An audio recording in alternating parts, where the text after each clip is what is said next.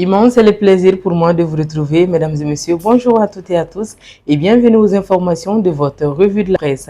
Nous sommes aujourd'hui mercredi 22 avril 2026. Aux informations, le 16 avril dernier, le ministre d'État, ministre de la Défense et des anciens combattants, le général de corps d'armée Sadio Kamara a procédé à la pose de la première pierre du camp militaire de Dioïla.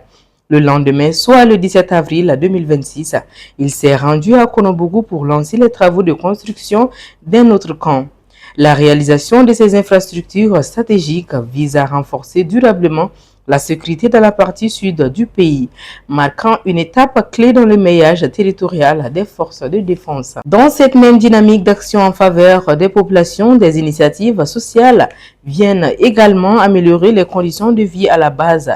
Agibou Dambélé, conseiller spécial du président de la transition, chargé des œuvres sociales, a inauguré hier deux forages à Irimadjo, Dibo et Dougoukouro, en présence des autorités locales et des représentants des populations.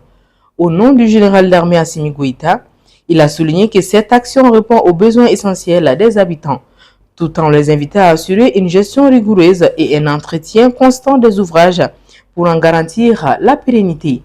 Au-delà des actions institutionnelles, les populations développent elles-mêmes des stratégies pour renforcer leur autonomie économique.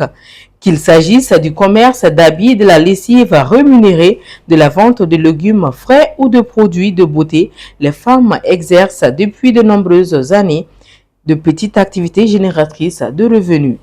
Ces initiatives leur permettent d'acquérir une indépendance financière cruciale et de soutenir activement leur foyer, contribuant ainsi directement à la stabilité financière des ménages maliens.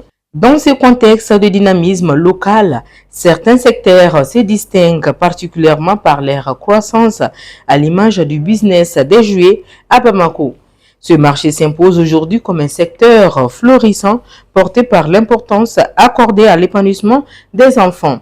Qu'ils soient vendus dans les boutiques spécialisées le long des grandes artères ou via les réseaux sociaux, ces articles se déclinent en une multitude de variétés, allant du simple divertissement au jeu favorisant le développement de l'intelligence. L'intégralité de ces enquêtes sont disponibles sur nos plateformes digitales.